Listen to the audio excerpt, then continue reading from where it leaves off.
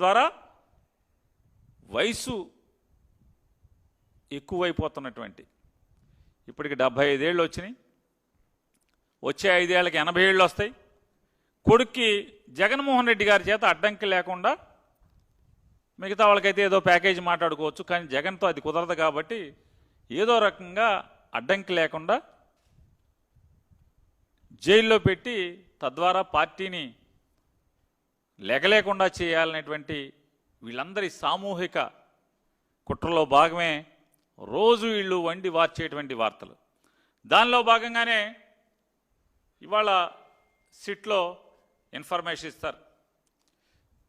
ఎవరో వరుణో సందేశో లేకపోతే అగ్నో పేరు మీద ఆయన పట్టుకున్నాం, ఆడు పలానా చోట సమాచారం ఇచ్చాడు, వెళ్ళాం, 11 కోట్లు పట్టుకున్నాం.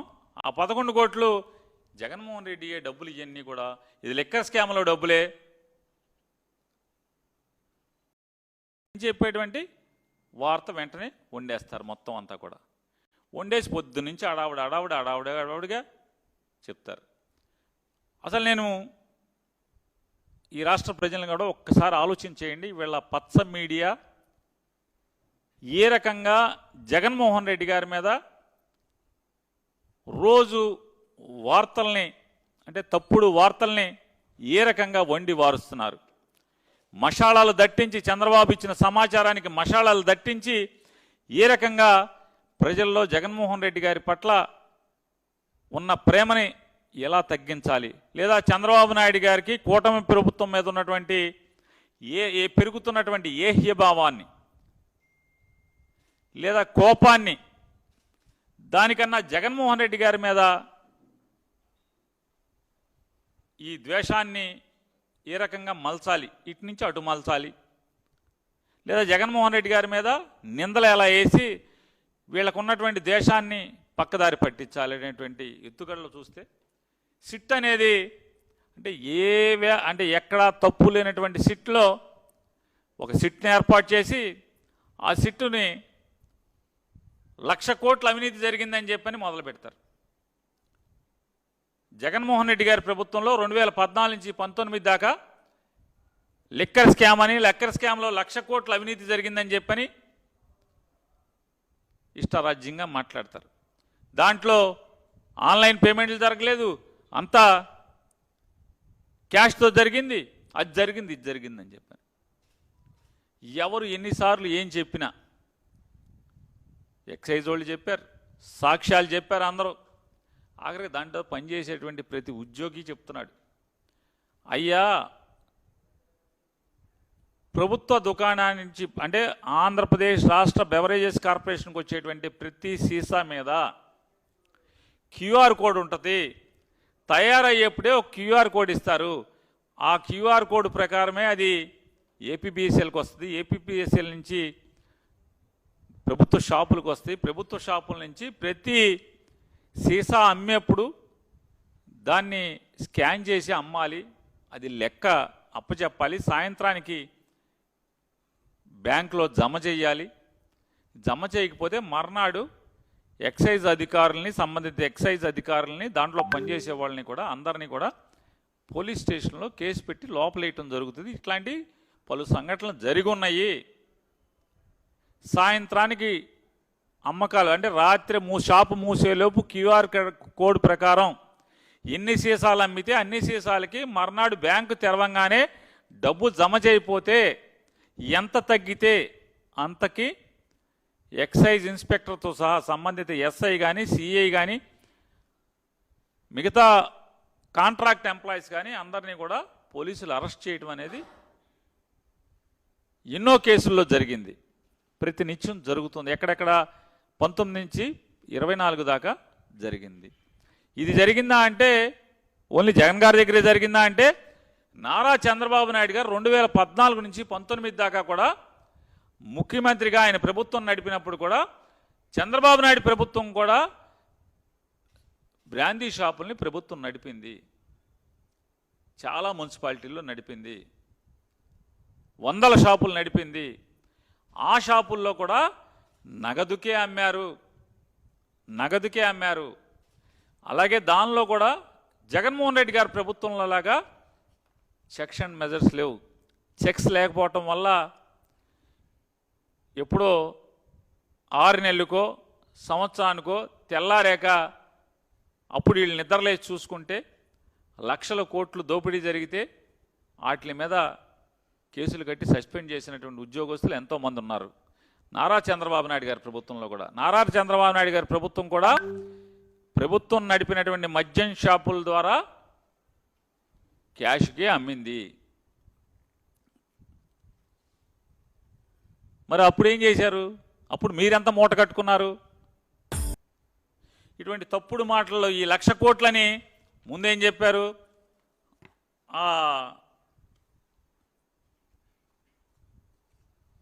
వాసుదేవ్ రెడ్డి కీలకం, ఉరుకులు పరుగులు అని చెప్పి మాట్లాడారు. ఇవాళ ఇవాళ ఈ 11 కోట్లు ఏం చెప్తారంటే మొత్తం వార్తలు ఇస్తున్నారు. 12 డబ్బాల్లో 12 అట్టపెట్టెల్లో 11 కోట్ల నగదు దొరికింది. ఆ నగదు 2004 జూన్లో దాచుకున్నాడంట రాజకేశిరెడ్డి. 2004 జూన్లో అట్టపెట్టెలో పెట్టి దాచుకున్నాడంట. 12 అట్టపెట్టెల్లో 11 కోట్లు అక్కడ దాచుకున్నాడంట. ఇప్పుడు వీళ్ళు వెళ్ళి పట్టుకున్నారంట. రాజకేశిరెడ్డిని అరెస్ట్ చేసి అన్నాళ్ళేంది? 100 రోజులు అయిపోయినట్టుంది. 100 రోజుల క్రితం రాజకేశిరెడ్డిని అరెస్ట్ చేసినప్పుడు ఏం చెప్పారు? రాజకేశిరెడ్డి అరెస్టు, ఏబిఎన్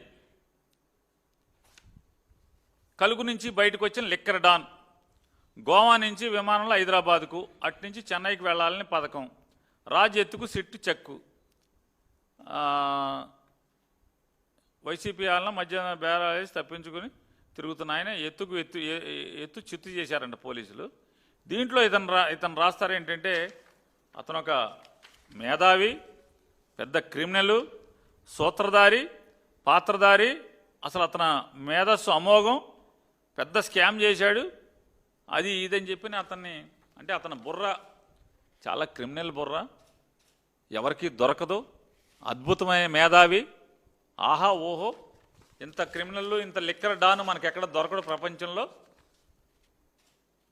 అని చెప్పి ఆకాశానికి ఎత్తి రాస్తారు వాళ్ళ పేపర్లోనే.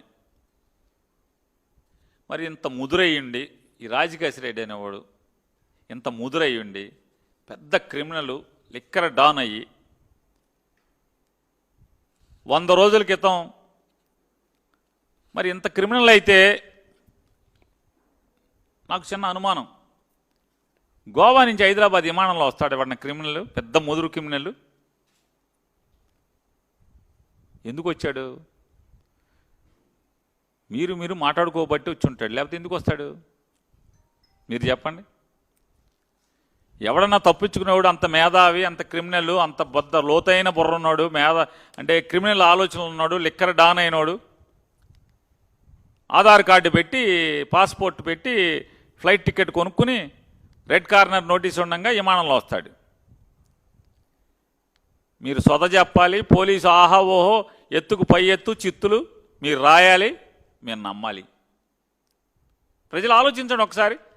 ఇతను పెద్ద క్రిమినల్ అంటున్నారు, బుర్ర పాదరసం అంటున్నారు, లిక్కర్ డాన్ అంటున్నారు, 1,00,000 కోట్లు ఎత్తేసాడు ఇతను అంటున్నారు. ఇంత ముదురంట గోవా నుంచి విమానం ఆధార్ కార్డు పెట్టి పాస్పోర్ట్ పెట్టి టికెట్ కొని హైదరాబాద్ వచ్చాడు, మేము చిత్తు చేసి పట్టుకున్నాం పారిపోతుంటే విదేశాలకని. మరి అంత ముదురు ఈ 11 కోట్లు మీకోసం అక్కడే ఉంచాడా ఇప్పుడు దాకా? ఇవాళ ఏంటంటే ఏ డబ్బు దొరికినా, ఎక్కడ ఎవరి దగ్గర ఏ డబ్బు దొరికినా, ఎందుకంటే సంవత్సర కాలంగా ఎక్కడా దీనికి ఆధారాలు దొరికిన పరిస్థితులు లేవు ఎక్కడా కూడా.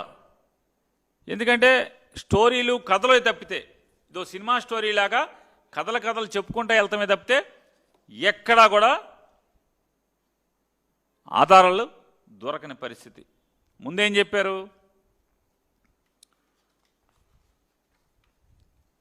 ఈ కేసు మొదలవ్వగానే, అంటే వీళ్ళు ప్రభుత్వం రాగానే ఎంక్వైరీ చేసి సిట్టుతో వాసుదేవ్ రెడ్డి అనేటువంటి ఒక అధికారి ఈ మొత్తం లిక్కర్ స్కామ్కి 1,00,000 కోట్ల లిక్కర్ స్కామ్కి కింగ్ పిన్ అతను వేసేసాం, అయిపోయింది, అతను పట్టుకున్నాం, అతని దగ్గర నుంచి జగన్కి వెళ్ళిపోయిన డబ్బులు మొత్తం ఇదంతా అది చేశారు ఇది చేశారని చెప్పని రోజు వార్తలు రాశారు.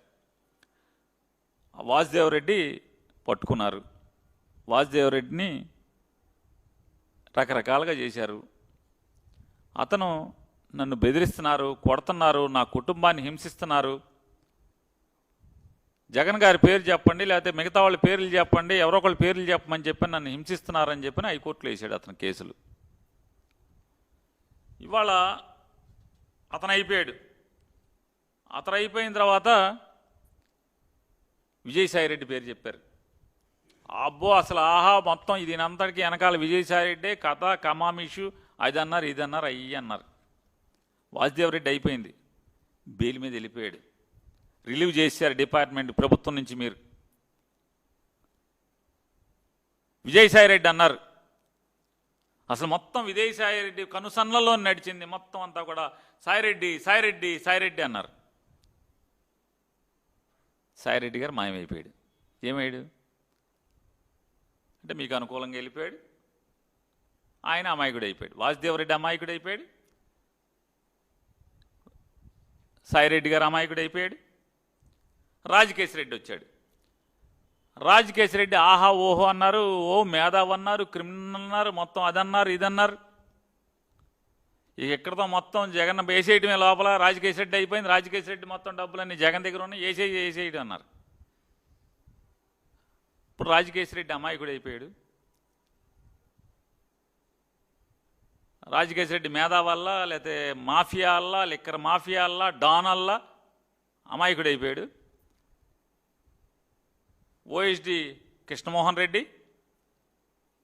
రిటైర్డ్ ఐఏఎస్ ధనుంజయ రెడ్డి, అసలు మొత్తం వీళ్ళే సూత్రధారులు పాత్రధారులు ఆధారులు ఈ దారులు అని చెప్పని వాళ్ళని అరెస్ట్ చేశారు. ఏమో ఇద్దరు రిటైర్ అయిపోయి ఆ మామూలుగా అసలు దేవుడు ఎప్పుడు పిలుస్తాడని ఎదురు చూస్తున్నారు. వాళ్ళు రిటైర్ అయిపోయారు కదా, అన్నీ ఉడికిపోయి రిటైర్ అయిపోయి కృష్ణారామ అంటే మామూలు జగన్మోహన్ రెడ్డి గారి దగ్గర సేవ చేసుకుంటున్నారు. ఏంటి మీరు వాళ్ళని లోపలేసి ఏం చేశారు? లోపలేసి ఇప్పుడు వాళ్ళు అయిపోయింది, నెక్స్ట్ జగనే నెక్స్ట్ జగనే అన్నారు. అంటే ఎక్కడ ఆధారాలు లేకుండా నారా చంద్రబాబు నాయుడు గారు ఆయన నోటితో ఆయన చెప్పాడని ఆంధ్రజ్యోతి ఈనాడు పేపర్ రాసిని నారా చంద్రబాబు నాయుడు క్యాబినెట్లో చెప్పాడు అందరితో, ఏం చేస్తామయ్యా ఆధారాలు లేవు, ఆధారాలు లేకుండా జగన్మోహన్ రెడ్డిని మనం అరెస్ట్ చేయలేమని చెప్పని ఆయన ఒక పెద్ద స్టేట్స్మెన్గా అంటే ఒక ఉదారవాదిగా, ఒక అద్భుతమైనటువంటి సంఘ సంస్కర్తగా, ఒక అద్భుతమైనటువంటి పాలకుడిగా చంద్రబాబు నాయుడు గారు చిత్రీకరిస్తూ ఆధారాలు లేవు, ఏం చేస్తాం జగన్మోహన్ రెడ్డిని మనం అరెస్ట్ చేయలేము ఆధారాలు లేకుండా అంటాడు. వెంటనే ఏం రాస్తారు ఈనాడు వాళ్ళు కథ, 1,000 కోట్లు దోచేసి ఆధారాలు చెరిపేసి 3,58,000 జీబీల డేటా నాశనం చేసిన వైకాపా మద్యం ముఠ. ఆ డేటా 375 కోట్ల పేజీలు రికార్డులు డాక్యుమెంట్లుతో సమానం. మద్యం కుంభకోణం ఆనవాళ్లు కూడా దొరకకుండా పన్నాగం. 2019 నుంచి 2024 ఎన్నికల ముందు వరకు కొనసాగిన విధ్వంసం, ఫోరెన్సిక్ రికవరీకి కూడా వీలు లేకుండా చెరిపివేత. చూడండి అసలు మామూలుగా ఈ మొత్తం ఈ డేటా అంటే ఆ సర్వర్నో లేకపోతే ఆ కంప్యూటర్నో తీసుకుని వెళ్తే ఫోరెన్సిక్ ల్యాబ్ తీసుకెళ్ళినా కూడా ఎవడు రికవరీ చేయలేడు, అట్లా దీన్ని చెరిపేశారు. దర్యాప్తు ప్రక్రియకు తీవ్ర అవరోధాలు, అంటే మొత్తం ఆగిపోయింది, దర్యాప్తు చేయటం కుదరదు. వాటన్నిటిని అధిగమించి కేసు కొలిక్కి తెచ్చిన సిట్టు. వీళ్ళు దేవుళ్ళు మంత్రదండాలు ఉన్నాయి. ఎంత పచ్చి పాపంగా స్టోరీ రాస్తారు, కథ రాస్తారు. దీని మీద ఎవరో మహానుభావుడు ఆర్టీఐకి పెట్టాడు, సమాచార హక్కు చట్టం కింద బెవరేజెస్ కార్పొరేషన్స్కి సమాచార హక్కు చట్టం కింద సమాచారాన్ని అడిగాడు. ఏమని అడిగాడు? Is the true that 3.58 lakh GB, approximately 3,58,000 GB of data which allegedly contained records and correspondence relating to the liquor trade and transactions from 2019 to 24 has been erased or deleted from APSPB CLC servers or data systems అని question అడిగారు. నిజమా? 3.5 అంటే 3,58,000 జీబీల data delete చేశారా, erase చేశారా?